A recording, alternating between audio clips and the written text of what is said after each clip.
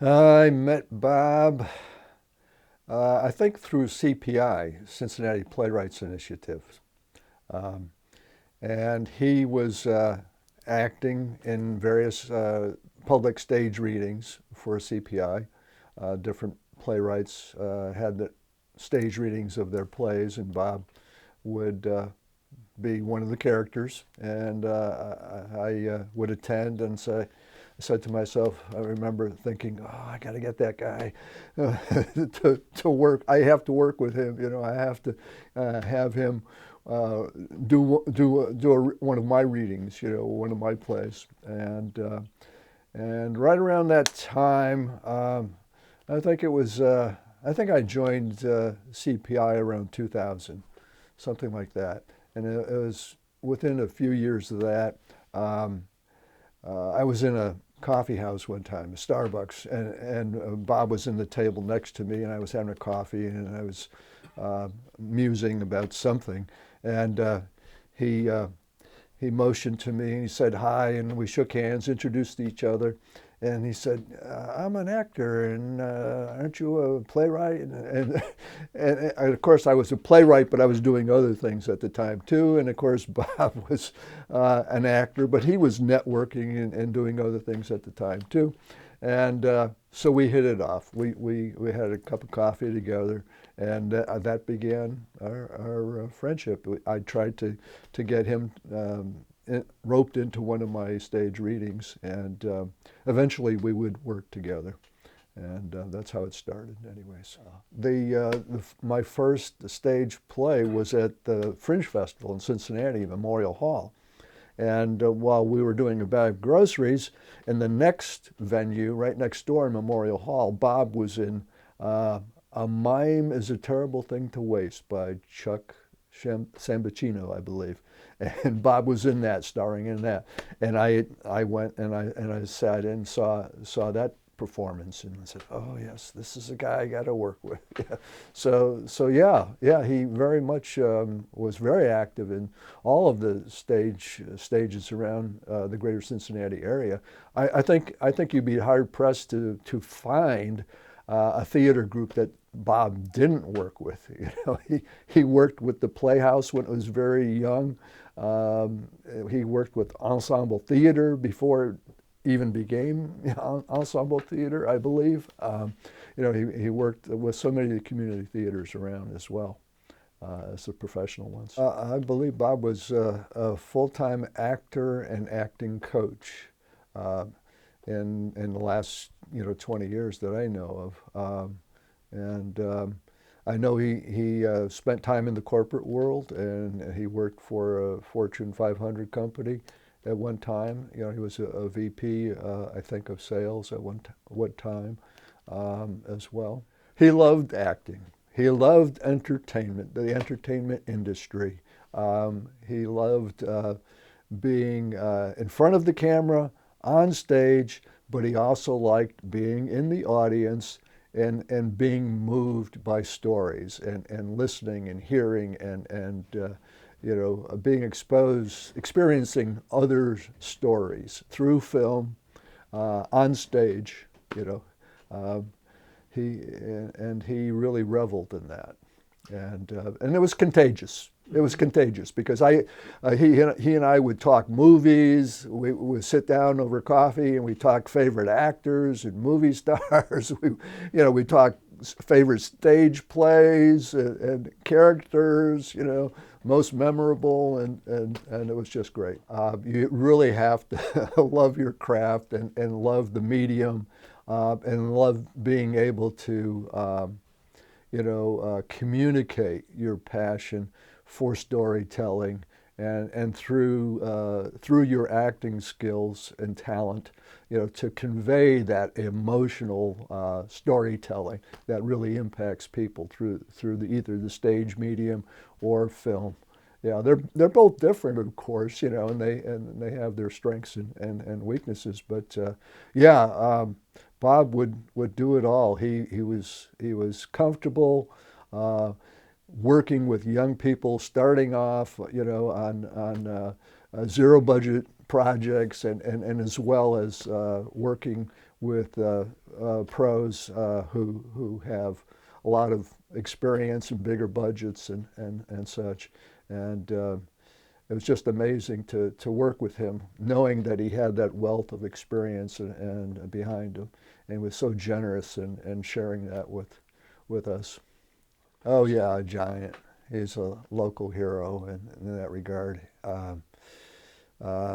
Just a man fully committed in his passion and in his life to furthering the art forms and working with young people and people coming up of whatever age and experience level who want to develop their own acting or writing. Is very generous with me as a writer and other young writers, film writers, screenwriters. And so there's a big gap there. Some, people with Bob's experience, that you can't even get them to tell you the time of day. They don't want to talk to you. They won't read your script. They won't talk to you as a equal. You certainly don't get the respect that someone, that Bob exuded for anybody that he came in contact with. That's one of his gifts. He exuded respect for young and old, and amateurs and professionals, and yeah. We had breakfast, like every couple weeks or so, 2 or 3 weeks, we'd have breakfast, and that got to be a thing with us for last few years, I think, anyways. Mm-hmm. And we both enjoyed that. And sometimes there would be more than just Bob and I. There would be, 3 or 4 people have breakfast or lunch together. And other than that, it was coffee. We'd sit down and have coffee, and maybe at least once a week, and we'd talk about I would talk about my writing. He'd ask about my writing and my plays and what's going on. I'd hand him a script of a play in progress, and ask him to read it, or he'd ask me to read it, and then he'd listen and give me some feedback on it, And sometimes that was at my house, and sometimes it was, wherever we were at a coffee shop or whatever. And he'd update me on his latest projects and how things are going. Was there ever a time that he wasn't working on a project? I can't think of it. Bob was always planning, always looking forward to the next big project, or the next middle-sized project, or the next smaller project. But yeah, he was always looking forward to his next audition, his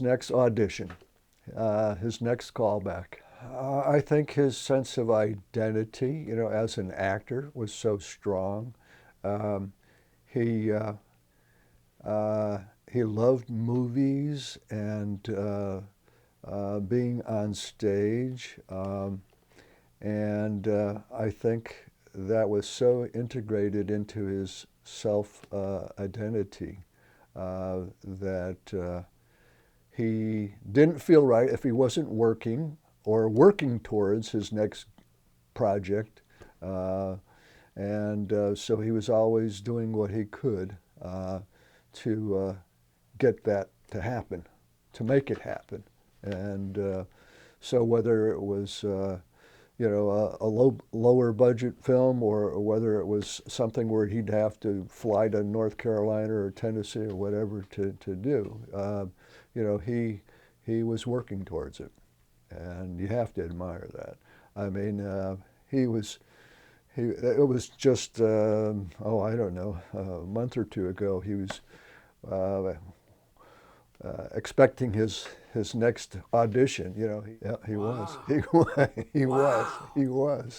That's Bob. That was Bob. And I think one of his latest films, there's a wonderful poster of it. He played a veteran who was, it might be called Memorial Day. I'm not sure. But there's a nice huge poster of it that we have. And he was a veteran who visited the grave of one of his friends every year. And beautiful little short, just brilliant little gem. And uh,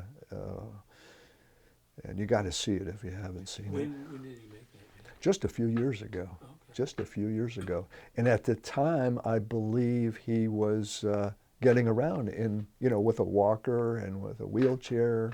And so his character is in a wheelchair, and gets around like that.